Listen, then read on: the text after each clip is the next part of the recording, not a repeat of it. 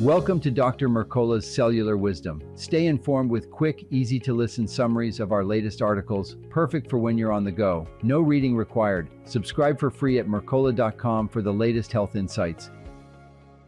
Hello, and welcome to Dr. Mercola's Cellular Wisdom. I'm Ethan Foster, guiding today's discussion on a hidden danger inside summer's favorite frozen drink, the Slushie. Parents often see the bright colors and sugar-free label as harmless. Yet new data from the UK and Ireland shows glycerol in these drinks can send healthy children to the emergency room within an hour. That finding stopped clinicians cold, Ethan. Investigators documented 21 cases, mostly toddlers and preschoolers, who became seriously ill after a single slushie. The common thread was glycerol, also listed as E422, or glycerin, used to keep the ice semi-liquid when manufacturers cut back on sugar. In small bodies, that additive rapidly disrupts metabolism instead of providing a simple sweet taste. Let's unpack glycerol's role. In food science, it's a humectant, stabilizer, and mild sweetener. In pediatric metabolism, however, a concentrated slug overwhelms the liver's ability to convert it safely into glucose. Can you walk listeners through why the same molecule is harmless to adults in moderate doses, but can drop a child's blood sugar to coma levels? Absolutely. Children have proportionally smaller glycogen reserves, so they rely on the liver's gluconeogenesis to keep glucose steady between meals. A 17-ounce sugar-free slushie can deliver 40 to 60 grams of glycerol in minutes. That saturation point jams the liver enzymes that normally turn glycerol into glucose. So production stalls, blood sugar tanks, and organic acids accumulate in the bloodstream. Clinically, emergency teams thought they were seeing rare inborn errors of metabolism. Lab panels showed profound hypoglycemia, high anion gap acidosis, low potassium, and triglyceride readings that didn't match dietary fat intake. How did investigators zero in on the beverage instead of a genetic disorder? They noticed timing. Almost every child became drowsy or unresponsive within 60 minutes of finishing a slushie, and urine profiles revealed sky-high glycerol levels. One child experienced a second episode more than 3 years later, again after a slushie. When the family administered glucose promptly, symptoms resolved en route to the hospital, confirming the trigger was environmental, not genetic. The neurological signs were striking: seizures, sudden loss of consciousness, even altered pupil responses. That connects to glycerol's osmotic pull, something we use therapeutically in head injury units. How does that same property create havoc in a healthy child? Glycerol draws water out of cells. In trauma care, we exploit that to relieve brain swelling. But in a growing child, the rapid fluid shift disturbs electrolyte gradients, especially potassium. Low potassium weakens nerve conduction and muscle contractions. Combine that with falling glucose and rising blood acidity, and the brain's energy supply collapses, producing seizures or deep lethargy. Quantity clearly matters. Researchers calculated that ingesting as little as 50 milliliters of slushie, about 2 ounces, could trigger symptoms in a 30-pound toddler. Larger cups raise the dose 4-fold. Are sugar-free formulas always riskier than traditional high-sugar versions? Generally they are, because glycerol replaces sucrose to keep the mixture semi-frozen.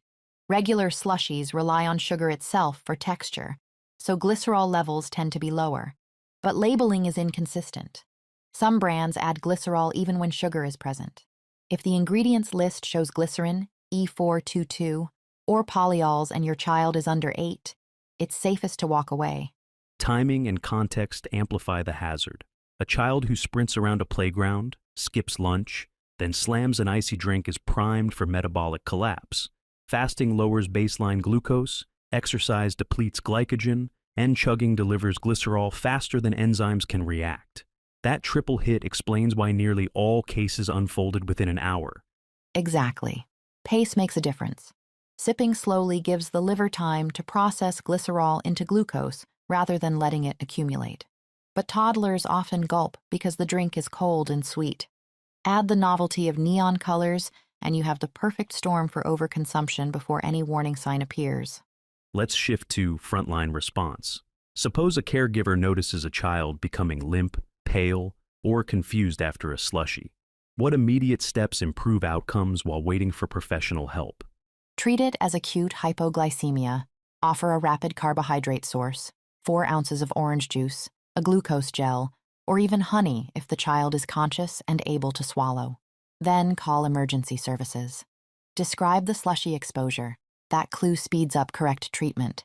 Paramedics can administer intravenous dextrose and monitor potassium, preventing seizures or cardiac arrhythmias. Prevention, of course, trumps rescue. Parents routinely ask what they can serve instead, especially on scorching days. Give us a practical menu that satisfies the craving for cold sweetness without courting disaster. Start with frozen fruit smoothies. Blend ripe mango cubes, a handful of strawberries, and chilled coconut water. Freeze watermelon chunks, then pulse with fresh mint for a hydrating granita.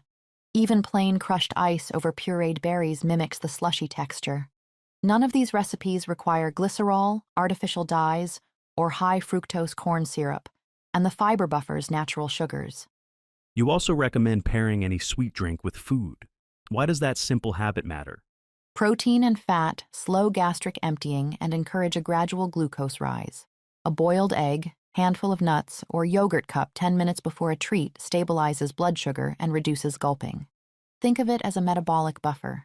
The study showed children who drank slushies on empty stomachs deteriorated faster than those who had eaten recently. Communication rounds out the protection plan.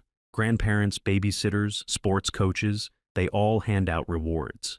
How do parents convey the seriousness without sounding alarmist? Keep it factual. My child can't have slushies because the glycerol can drop their blood sugar and cause seizures.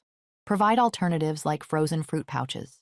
Printing a concise note for summer camps or play dates helps caregivers remember. One family prevented a third incident simply by hanging that reminder on the fridge where relatives could see it. Label vigilance is another layer. Store machines rarely list ingredients and kiosk staff may not know. Would you advise treating every unlabeled slushie as glycerol-laden until proven otherwise? Absolutely. Unless a company publishes the formulation, which is rare, assume glycerol is present. The regulatory ceiling in many regions allows up to 8% glycerol by volume in sugar-free variants. For a 50-pound child, that equates to a pharmacologic dose. If transparency is lacking, abstinence is the safest path.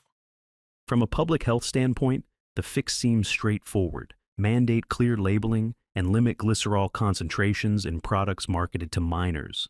Have any agencies moved in that direction?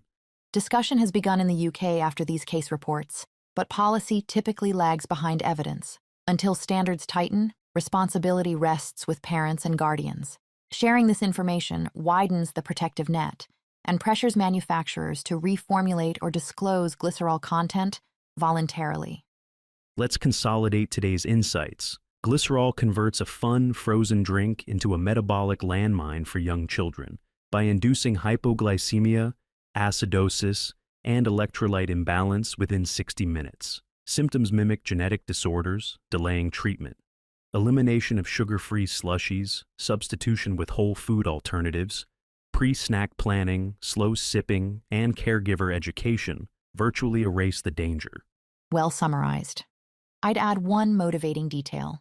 Once parents removed slushies, 95% of the study children never had another episode.